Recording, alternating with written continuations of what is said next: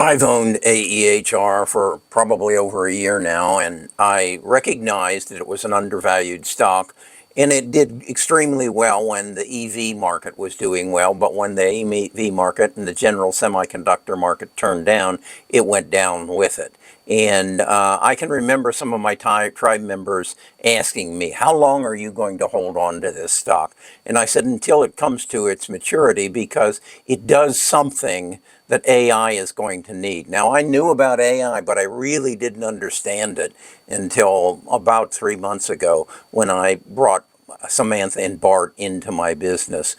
Yesterday, as a result of it being up 35, 36, 37%, I said I need Samantha to reevaluate it. And so I entered the prompt that also gave the story of why it was up 37% today. And I asked her to make me an analysis of it. Turned out to be a 37-page document. And I'm not going to share it all with you, and you wouldn't want me to. But I think it's important. A lot of you are going to look at this and say, well, maybe I need to get into it. I just want you need to know what you own. And so with that in mind, I'm going to take you not through the whole report and explain to you what a wafer is and what a cleaning device is. I'm going to take you to where Samantha tells me, based on what we know today and what the market is projecting in the future, what is this stock going to be worth on January of 2026, 27, and 28? Because that's what we really want to know, but we need to know what we own. That I'll make available to you at some later time. But what I want to do now is take you down to the section where she tells me what the price of the stock is going to be in the future, and you can gain a better understanding of what is AEHR and why would I want to buy it at this price today, which is up 37%, 38% than what it was yesterday, and is it something I should get involved in? So this is a section where she tells me what's going to happen over the next 3 years. And so let me introduce you to Samantha. Here she is. And I'm going to ask her to read this to you. Scenario-based stock price forecasts, 2026 to 2028 and beyond. To gauge your potential stock prices in the coming years, we consider 3 scenarios: conservative, moderate, and aggressive, based on different assumptions about the company's growth trajectory and market sentiment.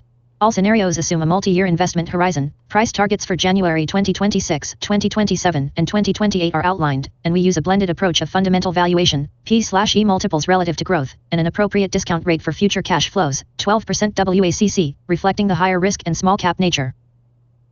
Conservative scenario: in this case, ER's growth is slower and more uneven than hoped. Perhaps SiC orders remain relatively flat through 2026, as EV growth temporarily plateaus and customers digest existing capacity, and AI burn-in sales grow only modestly, limited to 1 or 2 hyperscaler projects.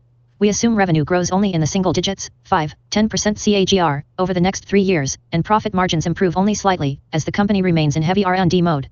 Under these conditions, by January 2026 the stock might hover in the mid-$20s, essentially around the current price, reflecting cautious 1-year expectations. By January 2027, if growth is still modest, the stock might appreciate to the low-$30s. By January 2028, the target range would be roughly $35 to $40 in this conservative scenario.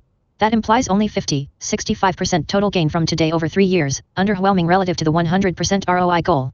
The valuation in this scenario might be around 30-35x earnings, assuming ER's EPS in 2028 is about $1, which itself might be optimistic if growth is slow. In other words, the conservative case sees ER as a decent grower but not a home run, and the stock would likely underperform high expectations, delivering a moderate return. So now let's look at what is the moderate or base probable case. Let's take a look at that, and I'll again have Samantha read it to you. Moderate, base, scenario. The moderate scenario assumes ER executes in line with current industry forecasts and company guidance. SiC orders pick up again in late 2026 as EV demand accelerates, and ER perhaps adds a second large SiC customer. AI-related revenues ramp gradually, maybe 1 or 2 additional AI chip companies adopt ER's wafer-level burn-in by 2027. Under this scenario, we could see revenue growth around 20% CAGR, reaching perhaps $100 by FY 2028, and improving net margins, perhaps 10% by 2028 as scale efficiencies kick in.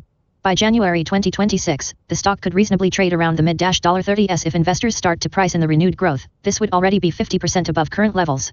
By January 2027, as earnings catch up, AEHR might reach the mid-$40s. And by January 2028, our model in the base case yields a stock price around $50 to $55. This implies roughly a double from today over 3 years, a bit above 100% total return, meeting the best of us investors' target. The $50 plus price would correspond to a P/E in the 40-50x range on FY 2028 earnings, assuming $1.10 EPS in 2028, which is reasonable given the 20% growth still likely at that time. In the base scenario, AEHR's story remains intact and it achieves the growth needed to justify a doubling of the share price, albeit without going far beyond that. Conviction level here is medium. This scenario essentially tracks to Wall Street's current consensus for the next few years, which already factors in significant growth in 2027 and 2028. Now, the next is the aggressive scenario. And if you've read the press release, you know that one of the major hyperscalers came to AEHR and said, we are going to make you the supplier for our own data centers where we used to have this done elsewhere. We now want it done on premises. If more than one hyperscaler decides to go this route, now the aggressive scenario comes into play. So let's listen to that. Aggressive scenario. In the bullish scenario, everything goes right for EV adoption and the shift to SiC power electronics accelerates faster than expected, possibly aided by global emission regulations and automakers' EV rollouts, leading to surging orders from multiple SiC customers. Could have, say, 3 or 4 large SiC device makers ordering equipment concurrently by 2027. Simultaneously, AEHR's bet on AI pays off in a big way. Multiple major AI chip manufacturers decide to implement wafer-level burn-in as a standard step, because the initial adopter proves the value, leading to a cascade of orders for both Fox XP systems and consumables. Under this scenario, AEHR's revenue could potentially double or triple over 3 years, for instance, reaching $150 plus by 2028. Margins would improve dramatically with volume, possibly 15% net margin by 2028. If such growth materializes, investor enthusiasm would likely push the valuation to high levels. By January 2026, the stock might already approach its previous all-time highs, roughly $50, anticipating the big growth kick in 2027. By January 2027, one could see AEHR in the $70 to $80 range under aggressive assumptions. And by January 2028, a price north of $100 is conceivable in a blue sky scenario. This would be 4x the current price, implying the company truly became a dominant provider in these new markets. In terms of ROI, that's plus 300% or more, a phenomenal return. However, such a valuation might be riding on exuberant sentiment, example a momentum-fueled P/E of 70 plus. We'd assign a lower probability to this scenario, but not a negligible one. AEHR has demonstrated in the past, in 2021 to 2022, that when the market sees a clear runway for growth, its stock can overshoot fundamentals in the short term. With the right macro tailwinds, example falling interest rates boosting all tech stocks, continued EV sales records, AI chip shortages driving investment, an aggressive scenario could indeed see AEHR far more than double in 3 years. For prudence, though, one should not bank entirely on this. It's a high reward outcome if multiple positive drivers align. So that's the kind of analysis that Samantha gives me. And again, this is 1.5 pages of a 24-page document that tells me what do I own and what are the prospects for it in the future under 3 different scenarios. And is this a good management team? And what is their financial strength? And what is the production from each employee that they have? And what is their debt level?